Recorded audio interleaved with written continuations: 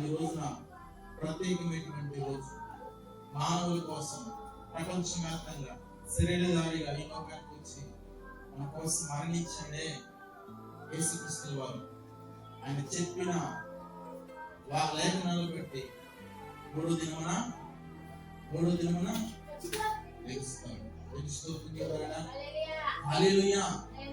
ఈ ఉదయకాల యందు ప్రియమైన దేవుని బిడ్డలారా, ఇక్కడ ఈ స్థలంలో మనం కూర్చున్నామంటే, ఈ రీతిగా ఆయన మహిమపరుస్తున్నామంటే మనకున్నటువంటి అధికారాన్ని బట్టో ధనాన్ని బట్టో కాదు, కానీ మనం ఏమై ఉన్నామో ఆయన కృప ఈ రోజున మరణించి తిరిగి లేచాడే, దాని ద్వారా మనం ఇక్కడ సజీవులుగా నిలబడి ఆయన మహిమపరుస్తున్న ప్రయత్నిస్తున్నాం.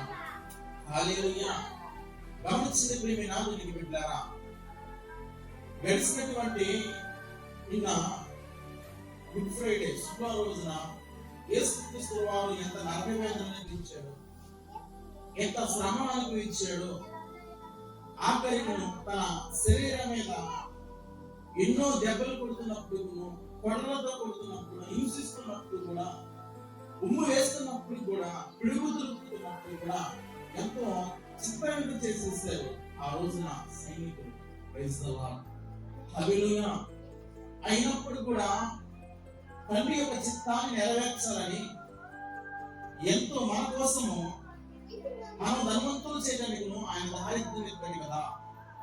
మరి రోజున మనం గమనించిన ఆలోచించాల్సినది ఏమంటుందంటే, యేసు మన కోసం ఇంత చేశాడు కదా, మరి నీవు యేసు గురించి ఏమైనా చేసావా జీవిత యాత్ర?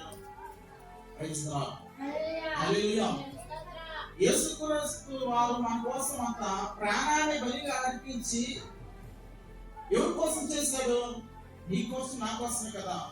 బ్రతికున్నటువంటి నీవని నేనే యేసుక్రీస్తు కోసం ఏమైనా చేసావా? నీ జీవితాన్ని ఖర్చు చేసావా?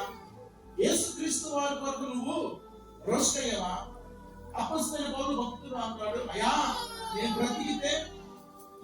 బ్రతికితే క్రీస్తు కోసమే బ్రతుకుతా, చావైతే లాభం. రెండు మార్గాల పక్కన ఉన్నాడు ఆయన. ఒక పక్కమో నేను సావడానికి నేను సిద్ధపడ్డాను, ఇంకొక పక్కమో ఒక బ్రతికున్నా కూడా క్రీస్తు సేవ చేసుకుంటూ బ్రతుకుతా. అయితే మరణం సంభవించిందా? నేను ఇక కళ్ళు మూస్తే ఆయన రాజ్యంలో కళ్ళు తెరుస్తా. అపొస్తలుడు పౌలు గారు తన జీవితాన్ని కొనసాగించాడు. యేసుక్రీస్తు వారు తెలియనప్పుడు కూడా అతను కూడా నిష్ఠుడు, నికృష్టుడును, పాపములు ప్రధానుడని తాను తన నోటితో ఒప్పుకున్నాడు. ఎప్పుడైతే యేసుక్రీస్తు రుచి చూచాడో, ఎప్పుడైతే ఆయన తెలుసుకున్నాడో, ఎప్పుడైతే ఆయన మాటలు లోపడ్డాడో, తన ప్రాణం మీదంట తీపి లేదంట. Praise the Lord. హల్లెలూయా. మనం చిన్న చిన్న విషయాలను భయపడతాం. చిన్న ఏమన్నా కాలు ఏదైనా చిన్న దెబ్బ తగిలితే ఏమైందో అని ఆందోళన చెందుతూ ఉంటాం. ప్రతి శ్రమలు లేకపోతూ ఉంటాం. చాలా లోతుగా ఆలోచన చేసుకోం. ఎందుకని నేను చనిపోతే నా బిడ్డ పరిస్థితి ఏంది, నా భార్య పరిస్థితి ఏంటని, నా కుటుంబ పరిస్థితి ఏంటని చాలా మంది ఆలోచించే వారుగా ఉంటారు. యేసుక్రీస్తులోకి వచ్చిన తర్వాత యేసుక్రీస్తు నా సొంత రక్షకుడిని నువ్వు విశ్వసించి నమ్ముని ఎడలా మరణం మీద, మన ప్రాణం మీద భయము ఉండకూడదు. తెలుసుకోవద్దు కదా, నీవైనా నేనైనా ఏదో ఒక రోజున మరణించవలసమే, చచ్చిపోవలసమే. వాస్తవం కదా. గురు ప్రపంచంలో ప్రకటన కన్నా కాంచి ఆది కన్నా మొదలు ప్రకటన వరకు కూడా ఎక్కువ సంవత్సరం బతికినటువంటి మెతుషుల అక్షరాల 960 సంవత్సరాలు బ్రతికాడంట. Praise the lord. ఇంకొక సంవత్సరం బ్రతకొచ్చు కదా, ఎందుకు బ్రతకలేదు అని మనం ఆలోచించాలా? మరి అన్ని సంవత్సరాలు బ్రతికాడంటే ఎవరి కృప, ఎవరి దయ, ఎవరి కనికరము? మరి ఈ రోజున మన యొక్క ఆయుష్ ఎంతకాలం అమ్మా? అతిగా బలం ఉంటే 70 సంవత్సరాలు లేదా 80 సంవత్సరాలు. ఈ 80 సంవత్సరాల కన్నా బీపీలు, షుగర్లు, వ్యాధులు అనేకమైన వస్తవి. ఇవన్నీ ఎలా వస్తాయి తెలుసా? మనం అనుకుంటే యేసుక్రీస్తు పెట్టారు అనుకుంటాం. తప్పు. Praise the lord. మనం చేసిన అవిధులను బట్టి, మనం చేసిన పాపాలను బట్టి, మనం చేసిన అతిథులను బట్టి, దేవుడి మాటకు లోపాటుక, దేవుడు చెప్పిన మాట వినక మన ఇష్టమైన మార్గాలు ఎన్నుకున్నాం కాబట్టి తెలుస్తుంది. హల్లెలూయా. వాస్తవా కదా? నేనంట వాక్యమే మనకు హెచ్చరిస్తుంది. యెషయా గ్రంథంలో మొదటి అధ్యాయం మనకు తెలియపరిచింది కదా, అయ్యో అది కళ్ళు వదులుకొని తలెత్తే వరకు కూడా పచ్చి గాయములే, ఈయన గుండె బలహీనమైనది. ఎందుకు తెలుసా? వీళ్ళు నా మీద తిరుగుబాటు చేసేది ఎవరు? యేసుక్రీస్తు మీద తిరుగుబాటు చేశారు కాబట్టి వాళ్ళ అధికారులు మొదలుకొని తలెత్తే వరకు కూడా కొంచెమైనా కూడా స్వస్థత లేదంట, కొంచెమైనా కూడా విడుదల లేదంట.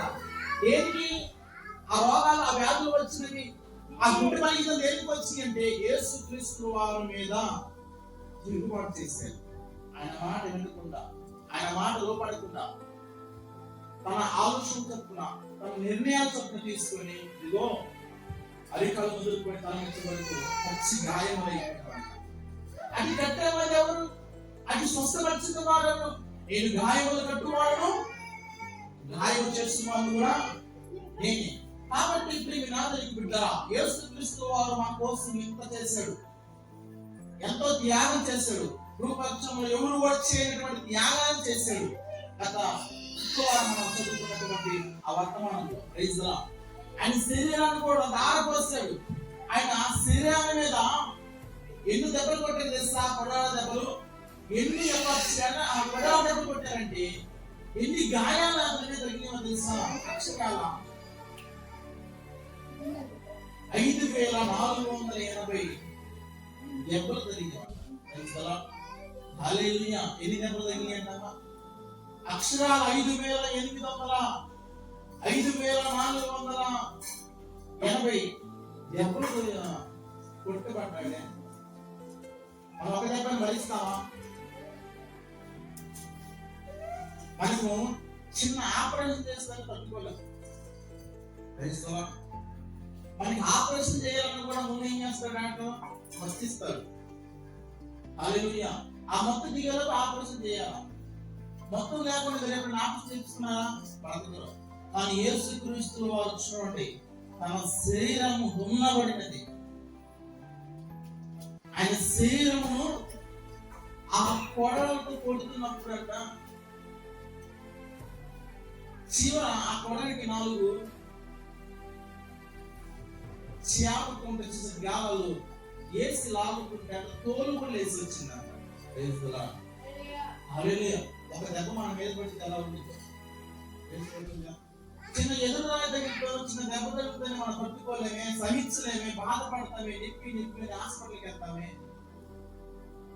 యేసుక్రీస్తు దేహం మీద 5480 దెబ్బలు పడ్డాయి, గాయాలైనాయంట. అందులో మరి లోతైనటువంటి గాయాలు 150 గాయాలు అయినప్పుడు కూడా 17 గంటల దాహము కూడా మధ్యాహ్నం 12 గంటల 3 వరకు కూడా 50 కేజీలు 150 కేజీలు పొలువెత్తుకొని సిలువ కూడా మోస్తూ ఉన్నాడే. ఎవరి కోసం తెలుసా? ఈ కోసం, నా కోసం. ఎంత చేశాడు కదా మన కోసము. ఉమ్మె తీసుకున్నాడు కదా, ముళ్ళు కిరీటాన్ని కూడా పెట్టుకున్నాడు కదా. ఆ ముళ్ళు కిరీటాన్ని కూడా, ఆ ముళ్ళను కూడా ప్రేమగా, ఆత్మీయంగా ప్రేమించాడు కదా. ఈ రోజున యేసుక్రీస్తు వారు మనం అనుకున్న నా కోసం ఏం చేస్తా అంటాం. యేసుక్రీస్తు వారు ప్రాణాన్ని ఇచ్చాడు కదా. ఇది ప్రాణం ఇచ్చినటువంటి యేసుక్రీస్తు ప్రతిగా ఈ జీవిత కాలంలో ఏమైనా ఆయనకు రుణపడి ఉన్నావా? ఆయనకి సాక్షిగా ఉన్నావా? నేను అంటూ ఉంటున్నాను ప్రేమినాథునికి బిడ్డారా, మన బాప్తిసం తీసుకున్నామే, క్రీస్తులోకి వచ్చిన వారమా, క్రీస్తులోకి బయటికి వెళ్ళిన వారమా? పాపంలో ఉన్నప్పుడు, లోకంలో ఉన్నప్పుడు ఇదిగో మనల్ని సరిదిద్ది, మనకి ఒక ఆలోచన చెప్పి, ఒక బుద్ధి చెప్పి, ఒక జ్ఞానాన్ని ఇచ్చి, ఒక కార్యం జరిగించి మన కుటుంబంలో యేసుక్రీస్తు తన వైపు తిప్పుకున్నప్పుడు, యేసు సొంత రక్షకుడిగా మనం అంగీకరించినప్పుడు లోకంతో ఇక మనకి ఎటువంటి సంబంధం ఉండదు. లోకమైన మాటలు, లోకమైన ఆలోచనలు, లోకమైన తలంపులు ఏది కూడా మనము అటువంటి తీరు మనం ఉండకూడదు. యేసుని అంగీకరించావు కదా, యేసుని విశ్వసించావు కదా, యేసుని నమ్ముకున్నావు కదా, ఇక నీ ప్రాణం మీద భయం ఎందుకు? ఏమైనా అవసరమా? ఏమైనా కొద్దులు ఉన్నాయా? ప్రార్థన చేయి, కొద్దులు తీరుస్తాడు. యెహోవా నా కాపరి, నాకు ఏమీ కలగదు. ప్రార్థించవచ్చు. ఆ వాక్యం ఉంది కదా, ఆ వాక్యాన్ని బట్టి ప్రార్థన చేస్తున్న కుటుంబంలో ఏ రోజు అవసరం తీర్చరా చేస్తారు. నిజంగా విశ్వసిస్తే, నమ్మితే